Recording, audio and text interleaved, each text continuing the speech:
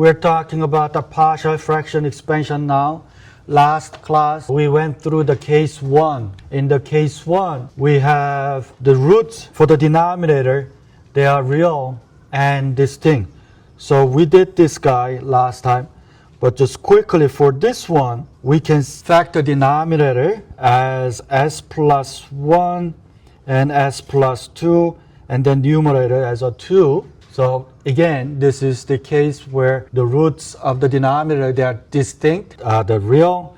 Then if that is the case, we can set it up as a s plus 1 plus b s plus 2, and then we're going to have as plus 2a plus bs plus 1 as a numerator, and then denominator, we can put it this. And then from there, the s terms, a plus b equals to 0, because we don't have any s terms, right?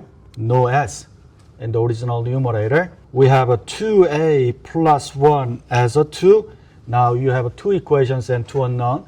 You solve for it and find the a and b, and your f of t in this case is going to be a, whatever the a value, times e to the negative t, plus whatever the b value that you found, times e to the negative 2t. All right, that's what we did. Make sense? Yeah, thank you. That should be bs plus b. So 2a plus b equals to 2. And this is what we did last time. So in this case, the roots are the fraction. So that's what I'm saying. You need to use your calculator to find the roots, and that's what we did. So next problem, the roots of the denominator of f of s are real. However, they are repeated. Before we actually tackle this problem, I want to do real quick. Let's say we have a s squared plus s plus 1. And the numerator, let's say, is 1. Let's do this first. 1 over s squared times s plus 1. In this case, obviously, we can separate this s squared terms and then plus s plus 1. For the numerator for s plus 1, it's going to be just one constant. However, s squared term, since we have the square at the denominator, therefore numerator 1 less degree, therefore we should write as plus b, and then the numerator for s plus 1 is a c. Always 1 less degree of the s, you need to write at the numerator. So instead of writing a or as, you should write as plus b. Now, for the first term, if I separate these two, then I have a over s plus b over s squared plus c over s plus 1. So first term, as over s squared, you can divide top and bottom by s, so that we have a over s. For the second one, there's no s at the numerator, so we have just b over s squared. When we combine this back to s squared, s plus 1, and then numerator a times what? So in this repeated terms for the denominator, it's confusing when you combine these together. So here's what you need to do. We separate this, something like this, and then after we combine it, go back to where we started. Now for the a, I need to multiply what I don't have in the numerator. Now a times what? Whatever I don't have as a denominator, we need to multiply. I have a s. When you compare with this, what am I missing? S and s plus 1. So this times I need to multiply s and s plus 1, and then plus b. For b, what am I missing? S plus 1, that's the only I'm missing. So it's really confusing for the first one, because I have s. When you compare what I have versus what I need to have at the denominator, s times s plus 1 is missing, that's why we multiply that. But after that, it's a very straightforward. For b, s squared, so I need to multiply s plus 1, and c, I have s plus 1, so I need to multiply s squared only. Make sense? I'm going to write the numerator only. So by comparing the numerator, we have s squared term. So a plus c has to be 0. And then s term, a plus b has to be 0. And then b should be 1. So from here, a should be negative 1. From here, c should be positive 1. So we have negative 1 over s, then plus 1 over s squared plus c 1 over s plus 1. And finally, we can take the inverse Laplace transform to find f of t. That is negative 1 plus t plus e to the negative t times u of t. So based on this observation, when we have a repeated term s squared, we can write it a over s plus b over s squared. When we have s plus 2 squared, what we're going to do, we're going to write a over s plus 2, b over s plus 2 squared. Instead of writing the denominator as s plus 2 squared and the numerator as as plus b, we're going to separate that. So for that, we can just separate something like this. Hey, Dr. Kim, can I just write without the middle term? Can I write bs plus c for s plus 2 squared? Yeah, you can. Yeah, we end up getting the same answer, but if you do, you have to do 2-3 extra steps to go through. Anytime you see repeated terms, something like this, you want to write b over s plus 2, c over s plus 2 squared. So we don't have s terms at the numerator. Now, again, when we combine these three, the denominator together, when we write a times something, what do we need to write a times something? What is that something? A times s plus 2 squared, right? That's what I'm missing. What about b? b times s plus 2, because of the overall, the original s plus 2 squared. I have s plus 2. So I am missing s plus 2 times s plus 1. For the c, just s plus 1. Just like what we did for this problem and the previous example, we can expand the numerator and compare with the original numerator and find s squared term, s term, and the constant term. We let them equal. Or, here's another technique that we can do. Instead of doing that, I'm going to take the numerator equals to original numerator. So 2 equals to all of this without expanding any of those. And then what I'm going to do, I'm going to let s equals to negative 2. Why I pick negative 2? Because if I pick negative 2, this term is going to be 0. So that I can find the value of c as a 2. The similar way, I'm going to let s equals to negative 1 this time. Why? Because I see s plus 1 terms here. So letting s equals to negative 1, I can get this term is going to be 0, this term is going to be 0. Therefore, we can find the a equals to 2.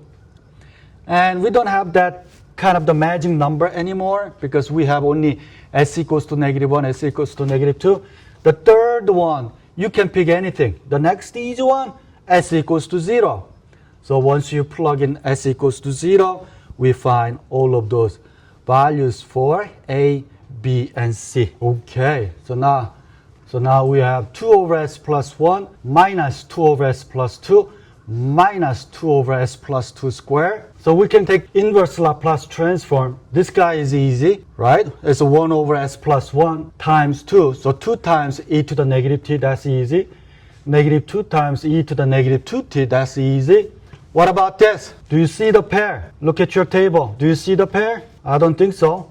But this is the shifting from s to s plus 2. So if we cover this plus 2, do we have a 1 over s squared? Yeah? When n equals to 1 in t to the power of n pair, and n equals to 1, which is t is paired with 1 over s squared, right? So if I cover this shifting, we have 1 over s squared, which is t, and then shifting property for minus e to the negative 2t, that's what we need. So when we take the inverse Laplace transform, e to the negative t, e to the negative 2t, and t times e to the negative 2t, yeah, we have t to the n, that is pair, n factorial over s, n plus 1. So if we let n equals to 1, t is pair 1 over s squared. Going from here to here, that's the shifting property that we did it in class. So it's not s, it's a s plus 2. So applying complex shifting in the handout, is a complex shifting when we have Laplace transform of e to the at f of t, that is f of s minus a. So we are using this complex shifting. Case 3, roots of the denominator of f of s are complex and or imaginary. So this is the example. So 68 over s times s squared plus 10s plus 34. When you use your calculator to find the roots of the second portion of the denominator, s squared plus 10s plus 34, it is the complex number. So you are not going to get any real two pair. Therefore, we cannot do direct inverse transform. However, if we using complex shifting again in here, we should be able to. So the first denominator, since we have s squared, we need to do a over s plus bs plus c over whole this thing, because we cannot separate any of those. So we have to have a bs plus c.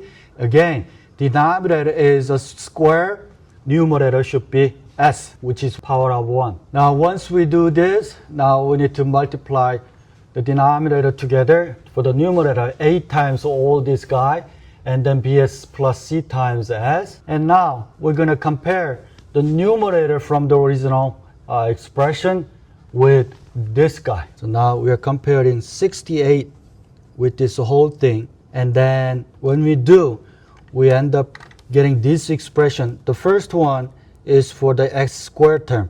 S squared term, we have as squared and bs squared. So a plus b should be 0. Why? We don't have any square term in the original. And then the s terms, we have a 10s and then cs. So that's the s to the power of 1 term. 10a plus c should be 0 again, because there is no s term, the numerator in the original signal. And s to the power of 0, the constant term, 34a is equal to 64. So from very bottom, we can find the a first. You plug in a here. So we should be able to calculate b and c. Yeah, just expand the numerator for here. So we have the numerator, we have a s squared plus 10sa plus 34a from the first one. All right. And then second one, we have plus bs squared plus cs. Now we have collected like terms. For the square term, we have a squared and b squared, right? S squared term, right? Okay. So now we're going to put that back. F of s now equals 2 over s plus negative 2s minus 20. And then we can factor out negative 2 to the front. Then we have 2 over s minus 2s plus 20. In order to use the shifting property, what I'm doing in here is make a complete square. I'm going to write half of 10, which is 5, and that's a square this, so that we have, so this should be 10. So we still have s squared plus 10s plus 25. Since I add the 25, I subtract 25 after that, and that'll give us s plus 5 squared, the complete square, and then negative 25 plus 34, which is the positive 9. I can take this 2 to the front, so now we have numerator is s plus 10, the denominator s plus 5 squared plus 9. For the shifting property, when we apply the shifting property, we have s plus 5 at the denominator. We have to have the exact same match with the s plus 5 at the numerator. So what I'm going to do, I'm going to keep it s plus 5 for the numerator and then separate 5 from there. So instead of writing s plus 10, now I'm writing s plus 5 plus 5. So what I'm doing here, we have pair for cosine and sine. In the table, we have a sine kt, that is k over s squared plus k squared. We have cosine kt, that is s over s squared plus k squared, right? in your table, sine and cosine. So I'm trying to match the form for sine and cosine. That's what I'm trying to do. So since cosine, we have an s at the numerator. So this is for the cosine match. S at the numerator, s squared at the denominator. And then we're going to apply complex shifting. For the sine, we have to have a k at the numerator. So what I'm going to do, I'm going to separate these two. So we have s plus 5 squared plus 9 at the numerator. But we can separate this with this with that, with the 5. And then second number, this 9 is 3 squared. This 9 is a 3 squared. I want to multiply 3 over 3 so that I can use 3. That is matched with the sine k. So we have to have a k at the numerator, and whatever we have a k squared at the denominator. And when we multiply 3 over 3, that's just a 1. So we can multiply 3 over 3 because our k value here is a 3. So whatever you look at k value, we need to have that k at the numerator to convert sine. So I multiply 3 over 3. The numerator 3, I'm going to use it to transform into the sine. But the denominator 3, I don't need it, so I'm going to take it to the front. So from there, I'm going to write as something like this. So if we have a s over s squared plus 3 squared, that is paired with the cosine 3t. If you have a 3 over s squared plus 3 squared, that is paired with sine 3t, because our k value in this case is 3, right? So the first one is s over s squared plus 3 squared matched with this cosine, except for the complex shifting, not just s plus 5. So we are getting this cosine 3t, and then times what? E to the negative 5t. That's the complex shifting. And for the sine, we have a 3 over s squared plus 3 squared. That is a sine 3t. But we have s plus 5 shifting. So we just need to multiply this times what? E to the negative 5t. Yes, kt, look at your table. Cosine kt, sine kt. So these 3 values should be matched with this guy. 3 and 3. If we have a k at the numerator, then it's a sine. If we have an s at the numerator, that's the cosine. That's the answer. Okay, the question is, why this u of t for everybody? Because we are using unilateral by definition. We go from 0 to infinity. Anytime t is less than 0, invalid answer.